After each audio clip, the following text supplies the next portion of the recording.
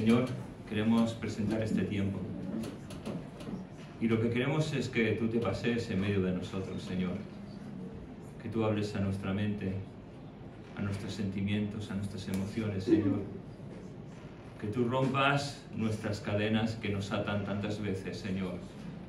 Que tú derribes muros, Señor, de contención, Señor, al oír de tu palabra, Señor. Queremos, Señor, que en esta mañana, Señor, en todo lo que sigamos haciendo, Señor, tú seas glorificado. Señor, haz tu obra en nosotros. Te lo suplicamos, Señor, te lo suplicamos, Señor. Ten gracia para cada uno de nosotros. Gracias te damos en tu nombre, Jesús. Amén. Amén. Si has estado a lo largo de todas estas semanas en las que me ha tocado predicar, la verdad es que el Señor nos ha ido hablando a lo largo del libro de Jeremías, y todavía no entiendo por qué, porque yo no lo tenía ni pensado hacer, al revés, tenía pensado hacer una serie, coger el libro de Santiago, pero bueno, el Señor es Señor y hace lo que quiere, ¿no? Entonces, lo que sí creo que hemos podido ver a lo largo de lo que hemos hablado, a lo largo de lo que hablaremos hoy, es que Jeremías fue un enviado de Dios para avisar al pueblo de Dios de los peligros que rodean a un pueblo que Dios escogió de entre todos los pueblos de la tierra. Y eso nos sigue hablando a nosotros, que somos la iglesia, la esposa de nuestro Señor Jesucristo. Y es que a nuestro alrededor hay una serie de peligros, hay una realidad espiritual, y la verdad es que estamos, hermanos, creo que en unos momentos muy complicados, muy difíciles, en el que el Hijo de Dios sabe que tiene una lucha espiritual, que tiene una lucha contra este mundo, que tiene una lucha contra su propia carne, pero también dentro de este mundo está la parte tecnológica que también el enemigo utiliza y el mundo también sigue utilizando para desviarnos muchas veces de aquello que agrada a nuestro Señor. Yo os podía hacer una pregunta, no lo voy a hacer ahora. Podemos coger, si queréis, todos vuestros teléfonos, entréis en ajustes y entonces llegáis al tiempo de uso. ¿Queréis hacerlo? ¿Vale? Coged todos vuestros móviles. Espero que lo tengáis en modo avión. Ajustes, creo que en todos los teléfonos es igual, ¿verdad? Más o menos, ¿no? Ajustes. ¿Es así? Ramón, Ángel, que sois más tecnológico que yo. Sí, vale. Si me equivoco, tiempo de uso. Y veis la media diaria de tiempo que dedicáis a este sistema tecnológico que tanto bien nos hace, pero que tanto tiempo a veces nos roba. ¿Sí? ¿Habéis visto el tiempo que dedicáis? Sí. ¿Promedio 6 horas? No. ¿Más? Menos. ¿Menos?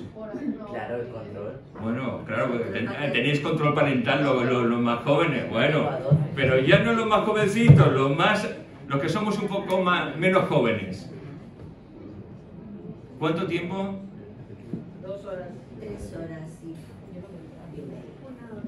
No quiero que me digáis porque no quiero que me mintáis, ¿eh? No quiero que me mintáis. Sí. Entonces, vosotros lo miráis, os sorprendéis o no os sorprendéis. Ya está, ya está. Y si lo tienes solo para leer la Biblia y tienes 6 horas, de aquí va directo al cielo, ¿eh? Sin pasar por ninguna cosa más. Bueno, vamos a seguir. La verdad es que muchas veces la tecnología nos roba un tiempo que podríamos dedicar para otras cosas. Sobre todo para nuestro Dios. Sobre todo para tener comunión con Él. Sobre todo para poder hablar entre hermanos, entre familia, cosa que generalmente no solemos. A lo mejor vamos a comer y ¿qué es lo que está a tu lado cuando vas a comer? Está la Biblia, ¿verdad? No está la Biblia. Está tu teléfono móvil. Y estás pendiente de si algo te entra, ¿no? Para cogerlo. Cuando te vas a dormir, en tu mesilla de noche, está la Biblia. Gloria a Dios, hermanos. Hemos sustituido la Biblia por un teléfono móvil. ¿O no es así? Entonces tenemos que tener tanto cuidado, porque antes teníamos la Biblia. Sinceramente, teníamos la Biblia y antes de irnos a dormir la leíamos. Aunque fuera un capítulo, la leíamos.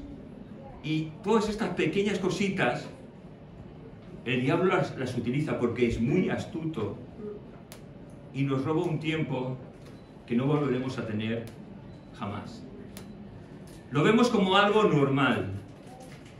El mundo nos dice que es normal, que no pasa nada, pero ¿sabes una cosa? Nuestro Dios es un Dios celoso que anhela que con Él tengamos comunión. Lo que este mundo quiere, lo que nuestro enemigo quiere es que durmamos. Que durmamos. Y mientras el Hijo de Dios está dormido, miles de almas se van al infierno. Claro, tú me puedes decir, bueno, claro, nosotros creemos que Dios ha escogido y que dentro de esos escogidos se van a salvar, porque es decreto de Dios. Y yo te puedo decir, sí, así es, pero tenemos una obligación, todos los que somos hijos de Dios, el de llevar el Evangelio, las buenas nuevas de salvación, el de hablar a tu compañero de colegio, de instituto, de universidad, de trabajo, el hablar a tu vecina de lo que Dios ha hecho en tu vida, de las grandes cosas que Dios está haciendo en tu vida, para que después sea Dios el que hayas escogido o no haya escogido, por si creemos en la elección, entonces, pues, de Dios depende, no depende de nosotros. Nosotros simplemente somos sembradores de la verdad de Dios. Y no sé si todo esto te está costando entender, pero la verdad es que estamos en un mundo en el que Dios nos dijo que éramos la luz y la sal de la tierra. ¿Sabes una cosa? La luz, por muchas tinieblas que haya, aunque haya una pequeña luz, destaca entre toda la oscuridad. La sal, claro, podemos pensar en nuestros tiempos de hoy, la sal es aquello que da gusto, sabor, no. Pero lo que aquí se estaba refiriendo, cuando en los tiempos de Jesús, la sal era un conservante. Era aquello que conservaba los alimentos. La carne, el pescado se envolvía en sal para que se conservara. No había neveras, no había manera de que los alimentos se conservaran y se utilizaba la sal como un medio de conservar aquello que era la nutrición de las personas. Pero mira, es que nosotros tenemos que ser ese conservante que con el conocimiento de la palabra de Dios la experimentemos, la vivamos y podamos conservar inmácula aquello por lo cual Dios ha dejado para que sea la sal y la luz, la palabra de Dios, pueda ser luz a la gente que nos rodea. Pero nosotros tenemos que tenerla en nuestra mente y en nuestro corazón. Tenemos que vivirla. Ahora, puedes pensar, bueno, es que estás diciendo que la tecnología es malo. No es malo, la tecnología no es mala. Yo vengo de un tiempo en que decían que ir al cine era pecado, que la televisión era el cajón del diablo, que cuando salieron los DVDs, yo recuerdo comprarme un DVD y me criticaron mis hermanos de la iglesia por tener un DVD, porque tenía el mismísimo Satanás en casa. No es mala la tecnología, hermanos. Lo que es malo es el uso que demos a la tecnología. La tecnología puede ser una ayuda y una bendición para nosotros, y de hecho lo es, porque ella nos agiliza muchas tareas y funciones. Pero si de la tecnología, como de otra serie de cosas, hacemos un Dios, entonces sí que estamos errando, sí que estamos pecando. Yo no sé si hasta aquí me estáis siguiendo, ¿sí? Y no sé si estáis de acuerdo, pero me da igual, es la palabra de Dios. Vamos al libro de Jeremías, capítulo 15, versículo 19 al 21. Y si crees que he dicho algo incorrecto, después a la salida lo podemos discutir a través de la palabra de Dios. Jeremías capítulo 15, versículo 19 al 21 dice: Por tanto, así ha dicho el Señor, si te convirtieres, yo te restauraré, y delante de mí estarás, y si entresacares lo precioso de lo vil, serás como mi boca. Conviértanse ellos a ti, y tú no te conviertas a ellos. Y te pondré en este pueblo por muro fortificado de bronce, y pelearán contra ti, pero no te vencerán. Porque yo estoy contigo para guardarte y para defenderte, dice el Señor. Y te libraré de la mano de los malos, y te redimiré de la mano de los fuertes. Amén. Es una pena que no podamos en este día abarcar todo este texto maravilloso, pero vamos a intentar sacar lo que podamos de algunas partes de ello. Y lo primero que a mí me llama mucho la atención es lo que dice el Señor. Porque está hablando a aquellos que teóricamente son hijos de Dios. Si te convirtieres, yo te restauraré y delante de mí estarás. Mira, la vida de Jeremías no fue una vida muy fácil. Fue una vida de resignación, fue una vida de obediencia increíble a Dios, de no poder ser igual que otro ministerio, como el que él tenía de profeta, de no poder ser igual que las personas, no pudo casarse, no pudo tener una familia, y tú puedes pensar, bueno, qué difícil la vida de Jeremías, ¿no? Qué palo, ¿no? Y a veces entre nosotros mismos, no sé si te ha pasado que comentamos, es que los caminos de Dios son difíciles. Lo hemos comentado, ¿verdad? Sí. Es que los caminos de Dios son duros. Pero ¿sabes una cosa? Cuando solemos decir esto, es tal vez porque no estamos caminando cogidos de la mano de nuestro Salvador. Y este símil lo he puesto muchas veces. Es como el niño pequeñito que se quiere separar de la mano de su padre. Y simplemente no queremos caminar con Jesucristo, queremos caminar a nuestro antojo. Y tal vez es que no hemos llegado a comprender lo que significa gracia. Y nos queremos alejar de nuestro Padre Celestial. Pero fíjate que la palabra dice que los mandamientos de Dios, eso que vemos tan difícil de cumplir, dice que no son gravosos. Es decir, que no cuestan, hermanos. Ahora, ¿cuándo es cuando cuesta? Cuando no estamos en el mismo camino que nuestro Señor Jesucristo está. Cuando nos hemos intentado separar de Él para hacer nuestra propia voluntad, nuestros propios deseos, nuestra propia manera de pensar. Mira, primera de Juan, capítulo 5, versículo 3. Apúntatelo, por favor. Si tú ves que tu vida, como hijo de Dios, te cuesta, apúntatelo. Porque dice, pues este es el amor de Dios, que guardemos sus mandamientos. Y sus mandamientos no son gravosos. Claro, si tú y yo decimos que son gravosos, ¿quién tiene la verdad? ¿Nosotros o Dios? Respóndete a ti mismo, porque a lo mejor dices, no, yo tengo la razón. No. Si dices eso, estás muy lejos de Dios. Tal vez ni siquiera hayas nacido de nuevo. Porque siempre tiene la razón Dios. No la tiene el hombre, la tiene Dios. Y cuando dice que sus mandamientos no son gravosos, es que no son gravosos. Mira, Jeremías estaba viviendo en medio de una generación que era orgullosa, que era arrogante, que se creían que por ser hijos de Dios tenían todos los derechos del mundo, pero no tenían ningún tipo de obligación. Vivían como querían. Y es que el hijo de Dios no tiene que vivir como quiere, tiene que vivir agradando a su Padre Celestial. Tú y yo tenemos que agradar a nuestro Padre. Incluso ni agradarnos a nosotros mismos. Porque cuando nos agradamos a nosotros mismos, estamos otra vez alejándonos de Dios. Nuestro deber, desde el momento que Cristo vino a nuestra vida para salvarnos, ya no somos importantes. Antes éramos importantes, éramos el centro del mundo, el centro del universo. Pero cuando Cristo vino a nuestra vida, el que es el centro del universo, el centro del mundo es Cristo. Y solo importa a Él, hermanos. Solo importa a Él. Y esto yo creo que en la generación en la cual tú y yo estamos viviendo es algo que no entendemos.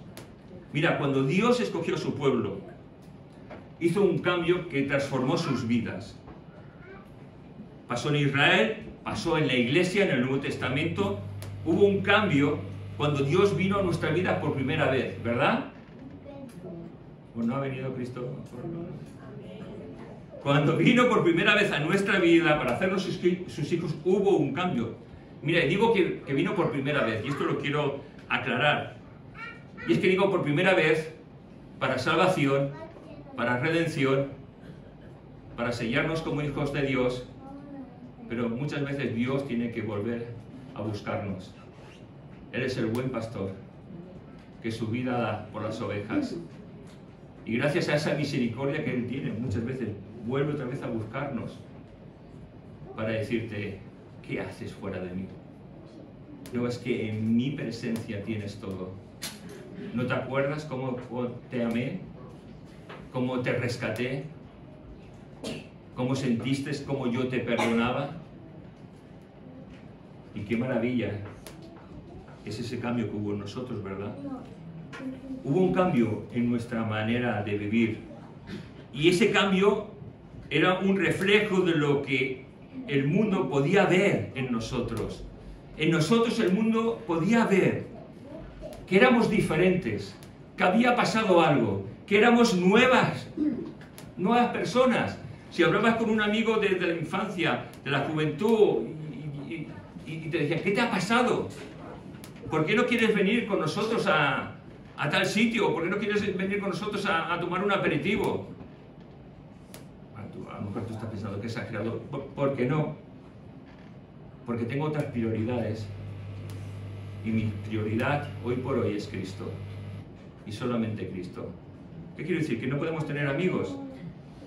Pues vamos a averiguar un poquito más adelante.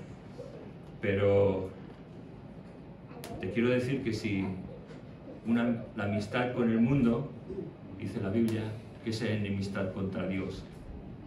Y que tenemos que tener muy claro quiénes pueden llegar a ser amigos, tener un punto de inflexión en donde hasta aquí ellos llegan para que no me desvíe, porque es muy fácil contaminarse con este mundo. Acordaos del ejemplo del bol de manzanas con una manzana tacada, o sea, una manzana que está estropeada, contamina el resto de las manzanas. Y es tan delicado todo esto. Fíjate que cuando Cristo vino a nuestra vida, a lo mejor nosotros no nos dimos cuenta de ese cambio. Yo no sé si te diste cuenta de que algo cambió en tu vida, de que empezaste a tener, como he dicho, otras prioridades, que era amar a Dios, desear a Dios, tener de Dios en todo momento, leer la palabra de Dios, ir a la iglesia, orar a Dios, escuchar cánticos, llenarte de Dios cada día. La verdad es que a lo mejor nosotros no nos dimos cuenta, pero la gente que te rodeaba sí se daba cuenta de que algo había pasado en tu vida. Y la verdad es que si la gente que nos rodea, si tus compañeros de trabajo, si tus compañeros de estudio, si tus compañeros de lo que sea, si tus vecinos, si los amigos que tú tienes no ven un cambio en ti y te ven como aún igual, tienes un peligro. O te has contaminado o no has sido nunca un hijo de Dios. Porque el Hijo de Dios tiene que tener un testimonio en el que la gloria de Dios se vea reflejada en nuestras vidas. Santidad. Mira, si la gente que nos rodea nos ve como ellos, es un peligro. No estamos reflejando la luz de Dios. Y nosotros tenemos que reflejar la luz de Dios en todo momento. Si somos uno más como ellos, es un peligro. Si participamos de sus chistes, de sus conversaciones, sin aportar nada de lo que creemos, de lo que Dios ha hecho, es un peligro. La verdad es que, conociendo a pastores, o simplemente a hijos de creyentes que han servido a Dios, han sido tal vez misioneros, han sido pastores, han trabajado en la obra del Señor a lo mejor por 10, 15, 20 años. les ha llegado a pasar una cosa, y hay varios testimonios así, ¿no? Que eran convencidos, pero no convertidos. Porque uno puede ser convencido de manera intelectual, convencido porque desde la niñez en mi casa se ha hablado del Evangelio, convencido porque he ido a la iglesia casi toda mi vida, pero convertido es aquel que experimenta el perdón de sus pecados por la obra de Cristo en la cruz del Calvario, el que pide perdón y es reconciliado con Dios Padre, es aquel que es convertido y hijo de Dios.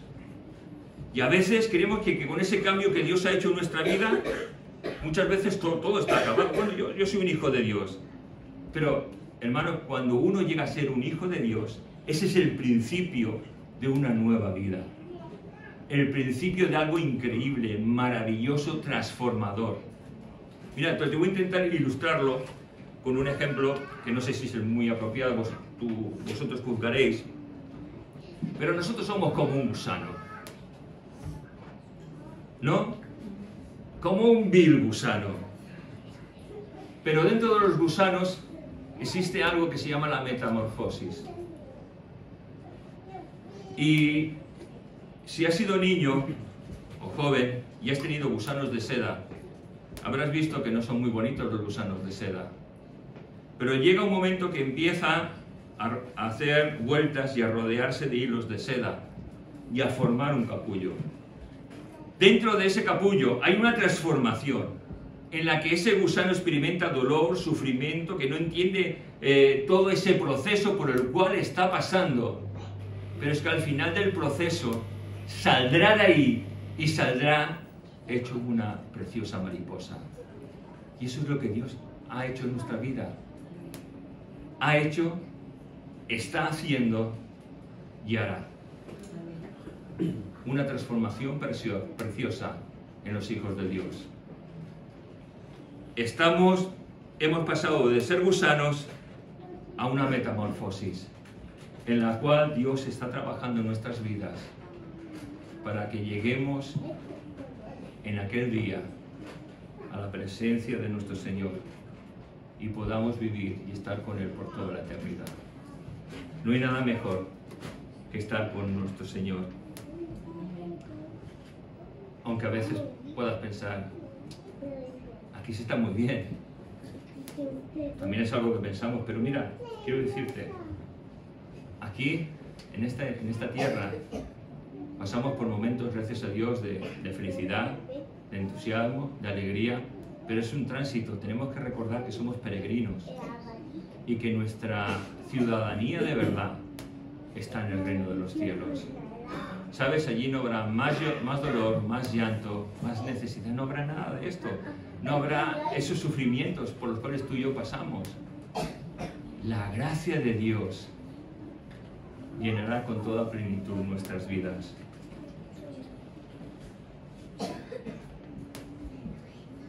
La verdad es que nos sigue diciendo, si te convirtieres, yo te restauraré. Y esto está hablando a hijos de Dios. No está hablando a personas que no conocen a Dios. Aunque tal vez haya podido haber personas que no conocieran a Dios. Mira, ¿qué significa la palabra convertir? Pues significa algo precioso. Hacer que alguien o algo se transforme en algo distinto de lo que era. Maravilloso. ¿Entendéis ahora el ejemplo de gusano, capullo, mariposa? Un cambio, una transformación de lo que antes éramos. En términos religiosos también lo he buscado en el diccionario. Volvernos de donde estamos para volverse a la persona de Dios. Y hermanos, esto es un llamado de parte de Dios para todos nosotros, en el que nos volvamos a Él con todo nuestro corazón. Estas palabras no son para aquellos que no conocen a Dios, son para hijos de Dios. La verdad es que en el tiempo de Jeremías muchos eran simplemente religiosos y muchas veces nosotros podemos ser simplemente religiosos. Pero Dios está hablando a sus hijos. Conviértete a mí. Que nos convirtamos a mí. La verdad es que en el transitar de esta vida Muchas veces tú y yo hemos podido levantar ídolos que tienen que ser derribados para que Dios sea nuevamente glorificado en nuestras vidas.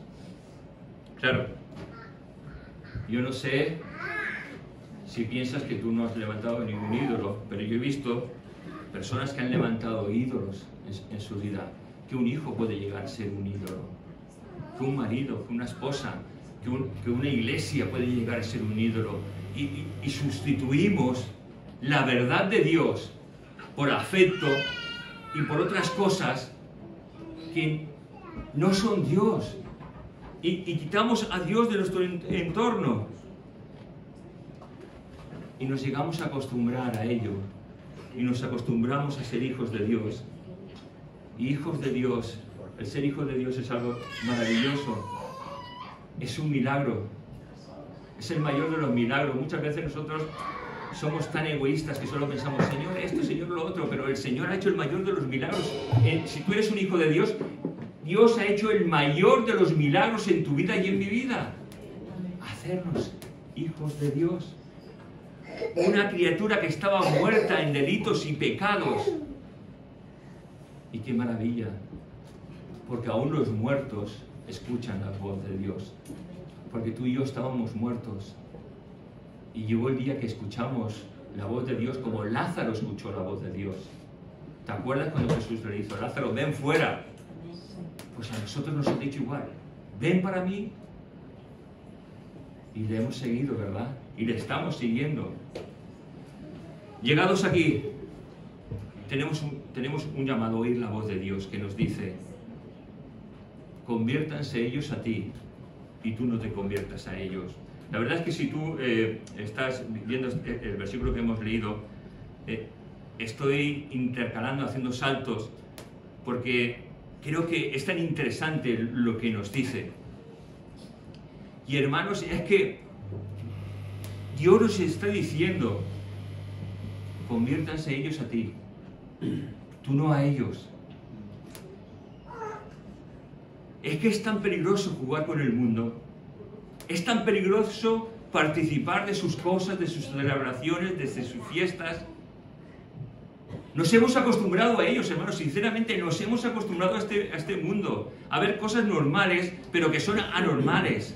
Es tan sutil este mundo, que poco a poco la verdad de Dios la suplanta por otras cosas que llegan a ser importantes y que no son importantes. Porque lo que tiene que ser más importante es Dios en nuestras vidas. No hay nada más importante que Dios en nosotros. Y adoptamos cosas, y esas cosas empiezan a dominar nuestra vida. Y hermanos, cuando las cosas empiezan a dominar nuestra vida y no es dominada por Dios, estamos pecando. Hemos sustituido a Dios por un montón de cosas. O matamos al pecado, hermanos, o lo quitamos de nuestra vida, cueste lo que nos cueste, con dolor y lágrimas, o el pecado acabará con nosotros. No hay término medio. O lo quitamos y dejamos de permitirlo, o nos acercamos a Dios y decimos, Señor, trae santidad a mi vida. Señor, abre mis ojos, abre mis oídos, abre mi corazón, abre mis sentimientos. La verdad es que los hijos de Dios, tristemente, pensamos que solamente tenemos derechos, pero no obligaciones. Pero el hijo de Dios tiene obligaciones. El que es hijo de Dios tiene obligaciones. Pero no es una obligación que sea una carga, hermanos.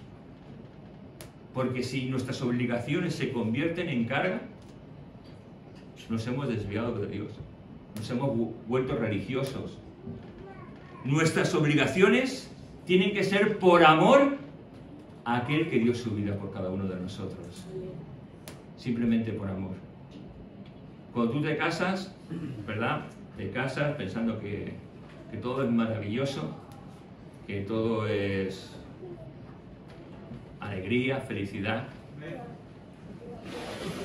Ese no sabe lo que es estar casado. Está soltero. Está soltero o tiene que ir a consejería después de acabar el culto.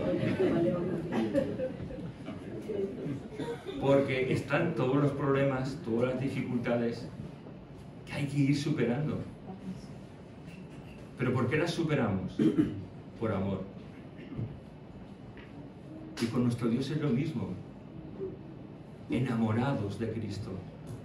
Enamorados de Dios. No enamorados de una iglesia. No enamorados de un pastor o de sus predicadores. No enamorados de la teología que conocemos. Enamorados de Cristo, hermanos. Es que no hay otra cosa, enamorados de Cristo.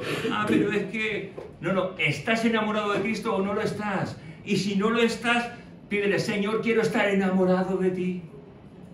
Necesito estar enamorado, porque, ¿sabes una cosa? Cuando no estamos enamorados de Cristo, cogemos la Biblia y hacemos una Biblia a nuestra manera. Pensamos, bueno, recuerdo una pareja que llega a conocer. Su madre, creyente, la hija habla con su mamá. Y dice, mira, es que he conocido a un chico, no conoce al Señor. ¿Qué hago? La mamá le dice, conviértele. Y la hija dice, vale, lo voy a convertir. Yo no sabía que las personas podían convertir a otros.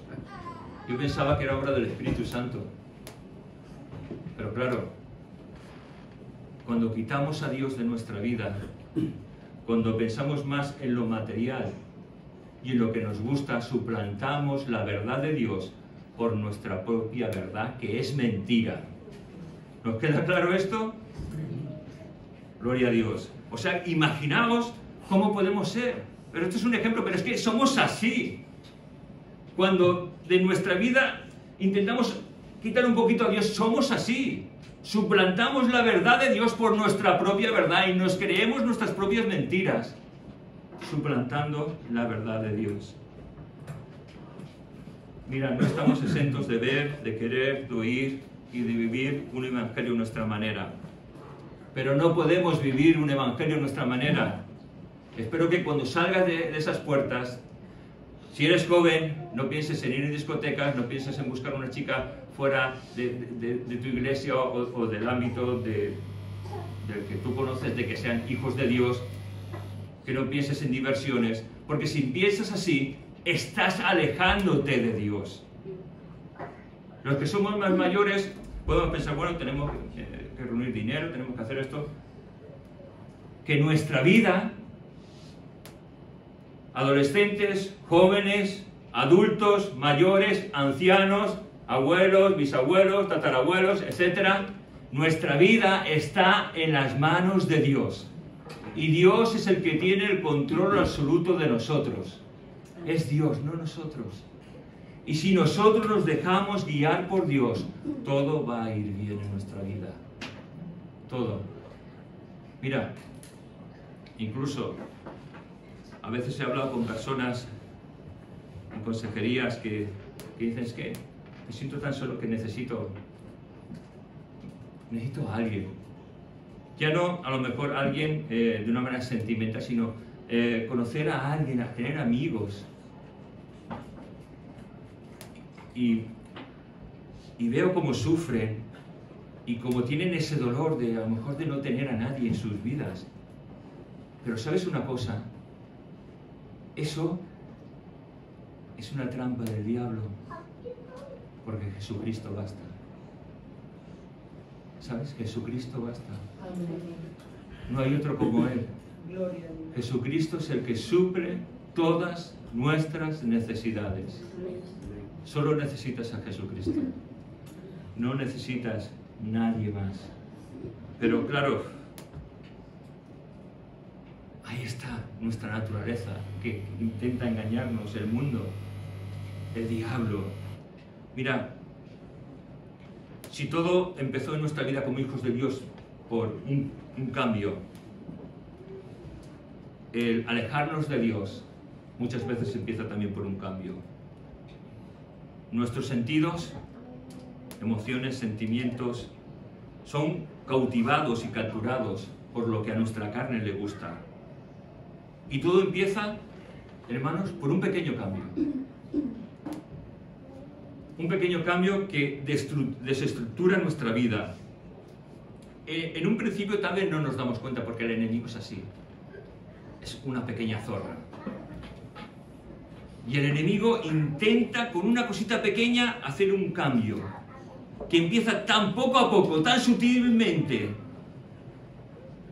que no nos damos cuenta. Bajamos nuestras defensas,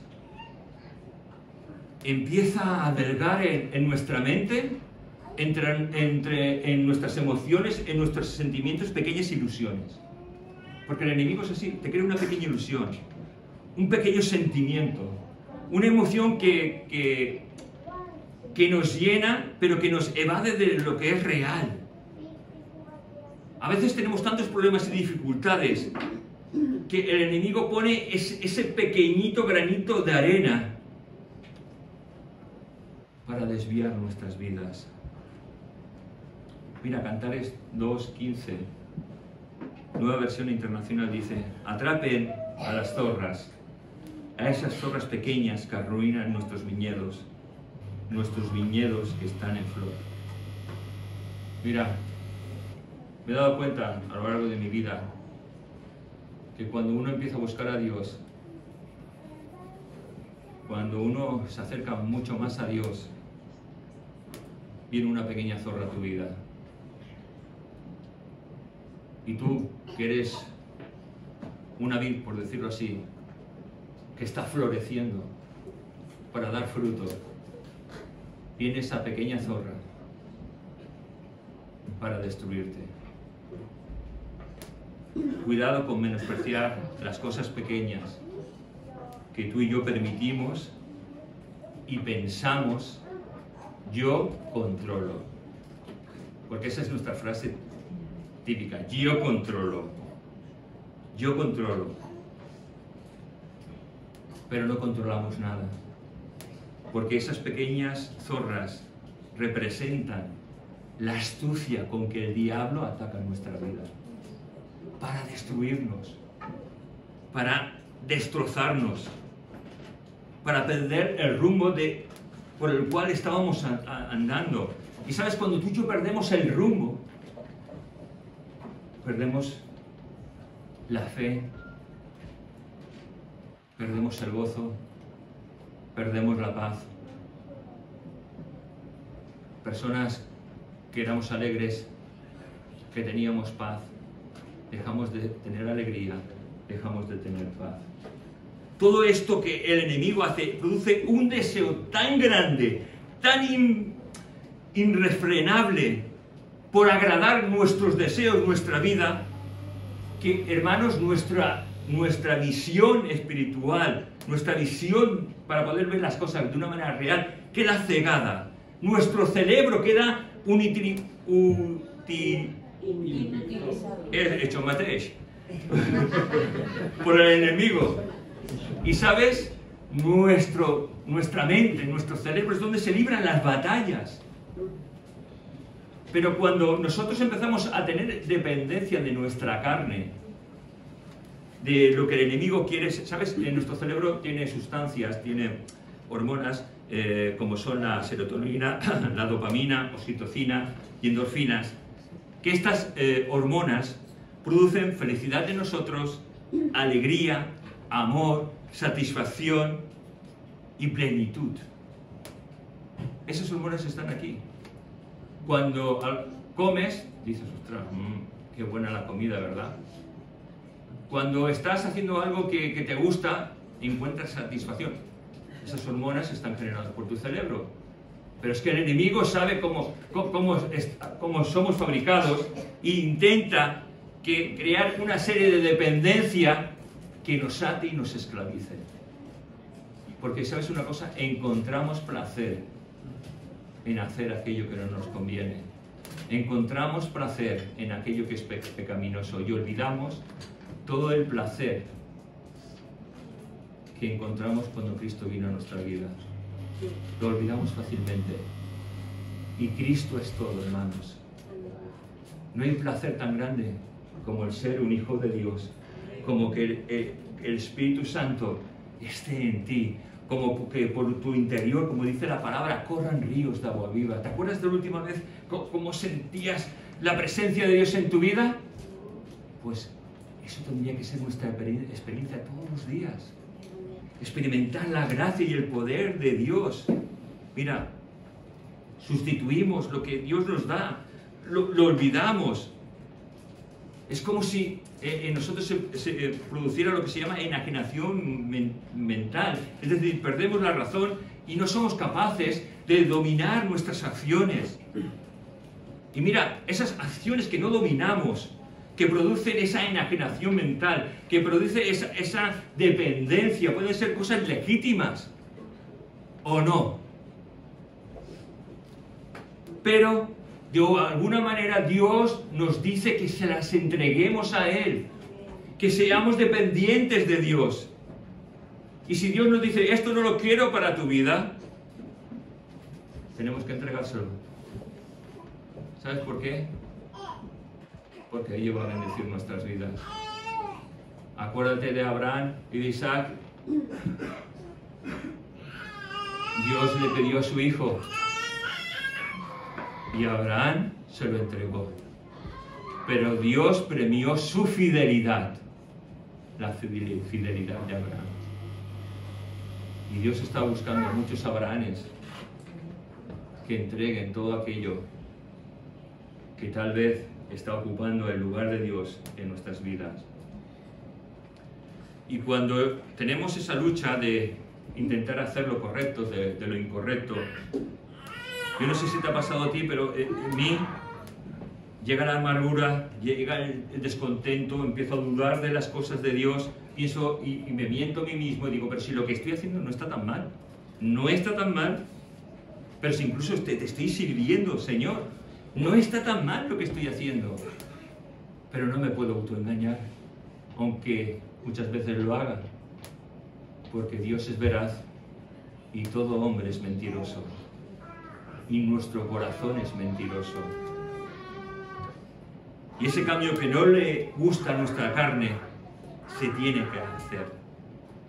Y la única manera de que ese cambio venga a nosotros es recurrir a Dios con todo nuestro corazón.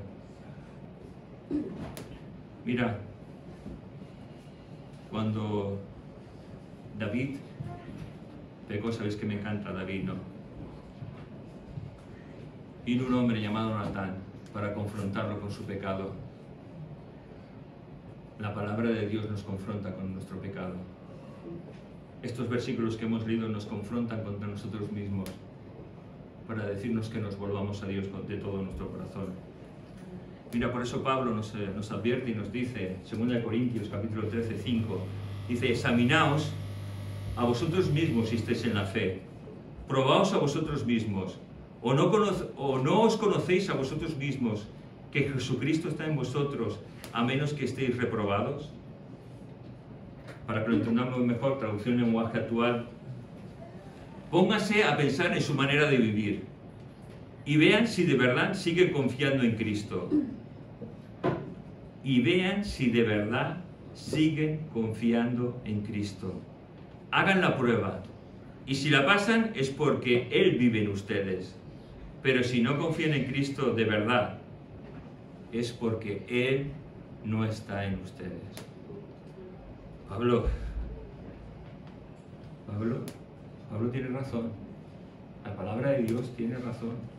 1 Corintios capítulo 9, versículos 26 y 27 dice, así que yo no corro como quien no tiene meta. No lucho como quien da golpes al aire. Más bien golpeo mi cuerpo y lo domino. ¿Habéis escuchado bien? Más bien golpeo mi cuerpo y lo domino. No sea que después de haber predicado a otros, yo mismo quede descalificado. Es decir, no sea que en toda mi trayectoria de ser un hijo de Dios, de ser un defensor de la palabra de Dios, en mis últimos actos, en mis últimos días, por causa de mí, otros muchos puedan avergonzarse y el Evangelio ser menospreciado por mi causa. Hermanos, es que nuestra vida está a la vista de todos, pero sobre todo a la vista de Dios, que es el que un día nos juzgará. Por eso, esta palabra nos da un llamado que nos dice, y si entre sacares lo precioso de lo vil, serás como mi boca. Y es que Dios quiere que saquemos lo precioso que Dios ha puesto en nosotros. ¿Sabes? En nuestro caminar hay mucha porquería, mucha basura que hemos ido poniendo en nuestra vida. ¿Sabes? Muchas cosas que hemos visto. Mira, cada cosa que vemos y oímos es un impulso electrónico, por decirlo así, que queda grabado en nuestro cerebro, como si fuera un ordenador, un disco duro, ¿no? Queda ahí grabado por la eternidad. Sean cosas buenas, sean cosas malas. Sean cosas malas de las que participamos, sean cosas buenas de las que participamos. Todo queda grabado. Y todo eso va a producir un efecto causa en nuestra vida. Si nos llenamos de basura, nuestra mente tendrá basura. Si nos llenamos de la palabra de Dios, nuestra palabra estará llena de la luz de Dios. Y nuestra mente tiene que estar llena de la luz de Dios. Y yo creo que el Señor nos pide que volvamos a pedirle, Señor, quiero ese primer amor con el cual te conocí. ¿Verdad? El mensaje a la iglesia a Éfeso. Pero tengo contra ti una cosa, que has dejado tu primer amor. Todo lo demás está muy bien, pero has dejado tu primer amor. Hemos podido perder la seguridad de la salvación, el saber, ¿seré salvo o no seré salvo? Hemos podido perder el gozo de nuestra salvación, como David lo perdió. A lo mejor no estamos viviendo el fruto del Espíritu Santo, y el fruto del Espíritu Santo es para vivirlo desde el primer día que Cristo vino a nuestras vidas. Amor, gozo, paz, paciencia, benignidad, templanza, etc.